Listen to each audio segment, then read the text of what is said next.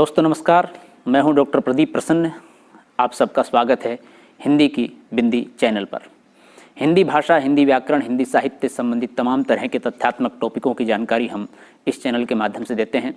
आइए आज नया टॉपिक कुछ सीखते हैं।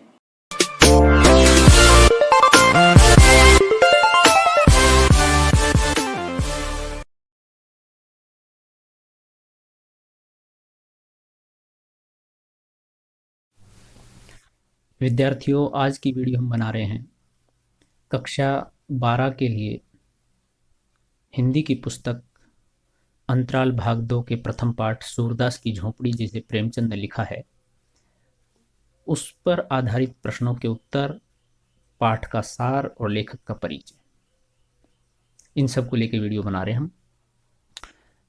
सबसे पहले हम बता दें आपको, हमने सूरदास की झोपड़ी पाठ को विस्तार से पढ़ाया है, उसकी व्याख्या की है, उसको विश्लेषित किया है, उसके जहाँ पर भी कठिन मीनिंग या भाव है उसको समझाने का प्रयास किया है अलग वीडियो के माध्यम से।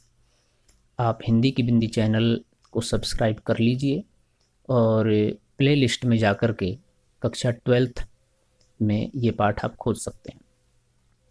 तो सबसे पहले हम बात करते हैं इस पाठ के सार को लेकर के, जो कि इसमें दिया हुआ है, लेकिन हम बात करेंगे इसके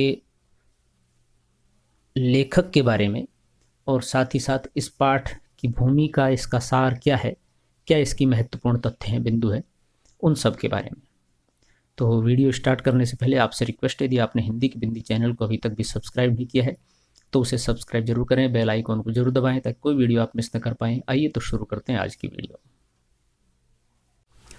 तो विद्यार्थियों, इस वीडियो में हम सबसे पहले लेखक के बारे में जानेंगे, प्रेमचंद के बारे में। और प्रेमचंद की ये जो रचना है सूरदास की झोपड़ी, ये मूलतः एक उपन्यास है, रंगभूमि उसका एक अंश है, उसके बारे में जानेंगे।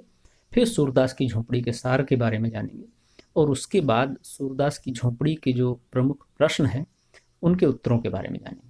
तो आइए हम बात करते हैं लेखक के परिचय के बारे में। प्रेमचंद हिंदी साहित्य के एक बड़े रचनाकार, कहानीकार, उपन्यासकार के रूप में जाने जाते हैं। पहले इन्हें धनपत राय श्रीवास्तव कहा जाता था। कहा क्या जाता था, इनका मूल नाम है।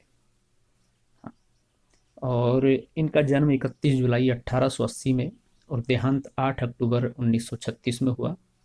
हिंदी और उर्दू के सर्वाधिक लोकप्रिय उपन्यासकार और कहानीकार एवं विचारक के रूप में ये प्रसिद्ध हैं।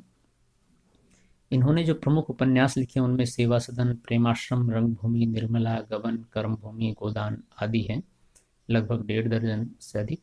और लगभग 300 कहानियां इन्होंने लिखी हैं, जिसमें से कफन, पूस की रात, पंच परमेश्वर, बड़े घर की बेटी, बूढ़ी काकी, 2 बैलों की आत्मकथा आदि बड़ी प्रसिद्ध कहानियां हैं। अधिकांश हिंदी तथा उर्दू दोनों भाषाओं में प्रकाशित हुई है। उन्होंने अपने दौर की सभी प्रमुख उर्दू और हिंदी पत्रिकाओं जैसे कि जमाना, सरस्वती, माधुरी, मर्यादा, चांद, सुधा आदि में लिखा। उन्होंने हिंदी समाचार पत्र जागरण तथा साहित्यिक पत्रिका हंस का संपादन और प्रकाशन भी किया। हंस अभी भी प्रकाशित होती है। पूर्व में प्रेमचंद के बाद दूसरे संपादकों ने प्रकाशित की, लेकिन काफ़ी समय बाद राजेंद्र यादव ने उसे प्रकाशित किया और अभी 4-5 वर्ष पहले राजेंद्र यादव के देहांत के बाद उनकी पत्नी और उनके दूसरे सहयोगी प्रकाशित कर रहे हैं। इसके लिए उन्होंने सरस्वती प्रेस खरीदा, जो बाद में घाटे में रहा और बंद करना पड़ा।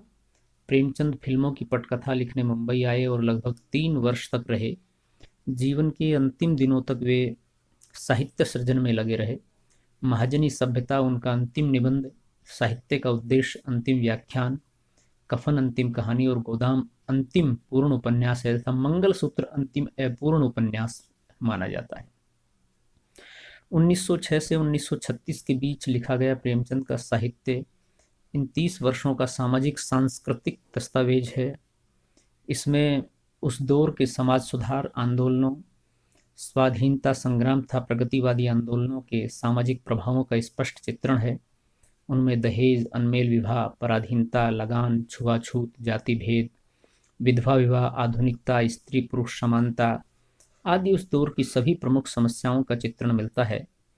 आदर्शोन्मुखी यथार्थवाद उनके साहित्य की मुख्य विशेषता है। हिंदी कहानी तथा उपन्यास के क्षेत्र में 1918 से 1936 तक के कालखंड को प्रेमचंद युग या प्रेमचंद युग कहा जाता है। रंगभूमि जो ये उपन्यास है प्रेमचंद का, जिसका अंश है सूरदास की झोपड़ी, उसके बारे में भी जरूर पढ़ना चाहिए। अगर अवसर मिले तो आप रंगभूमि उपन्यास पूरा पढ़िए। यहाँ हम उसका सार, उसकी मुख्य बातें बता रहे हैं। 1925 में प्रकाशित हुआ। इसमें प्रेमचंद एक अंधे भिखारी सूरदास को कथा का नायक बनाकर हिंदी कथा साहित्य में क्रांतिकारी बदलाव लाने का प्रयास करते हैं, सूत्रपात करते हैं। पूंजीवाद के साथ जनसंघर्ष व बदलाव की महान गाथा है प्रेमचंद की रंगभूमि। उपन्यास सम्राट प्रेमचंद का पूरा साहित्य भारत के आम जनमानस की गाथा है। विषय मानवीय भावना और समय के अनंत विस्तार तक जाती इनकी रचनाएं इतिहास की सीमाओं को तोड़ती हैं और कालजयी कृतियों में गिनी जाती हैं। रंगभूमि 1924-25 के आसपास लिखा गया। नौकरशाही तथा पूंजीवाद के साथ जनसंघर्ष का तांडव, सत्यनिष्ठा और अहिंसा के प्रति आग्रह, ग्रामीण जीवन तथा स्त्री दुर्दशा का भयावह चित्र इसमें अंकित किया गया है। परतंत्र भारत की सामाजिक, राजनीतिक, धार्मिक और आर्थिक समस्याओं के बीच राष्ट्रीयता की भावना से परिपूर्ण यह उपन्यास लेखक के राष्ट्रीय दृष्टिकोण को बहुत ऊंचा उठाता है। देश की नवीन आवश्यकताओं, आशाओं की पूर्ति के लिए संकीर्णता और वासनाओं से ऊपर उठकर निस्वार्थ भाव से देश सेवा की आवश्यकता उन दिनों शिद्दत से महसूस की जा रही थी। रंगभूमि की पूरी कथा इन्हीं भावनाओं और विचारों में विचरती है। कथा का नायक सूरदास का पूरा जीवन क्रम, यहाँ तक कि उसकी मृत्यु भी राष्ट्र नायक की छवि लगती है। पूरी कथा गांधी दर्शन, निष्काम कर्म और सत्य के अवलंबन को रेखांकित करती है। ये संग्रहणीय पुस्तक कई अर्थों में भारतीय साहित्य की धरोहर है। कहानी में सूरदास के अलावा सोफी, विनय, जॉन सेवक, प्रभु सेवक का किरदार भी अहम है। सोफी, मिसेज जॉन सेवक, ताहिर अली, रानी, डॉक्टर गांगुली, क्लार्क, राजा साहब, इंदु, ईश्वर, सेवक, राजा महेंद्र कुमार सिंह, नायक राम घीसू, बजरंगी, जमुनी, जाह्नवी, ठाकुरदीन, भैरों जैसे कई किरदार हैं।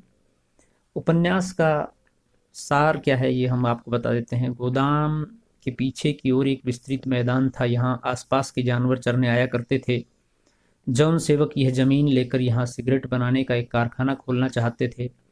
जमीन सूरदास की है, वह अपनी जमीन सिगरेट का कारखाना लगाने के लिए नहीं देना चाहता।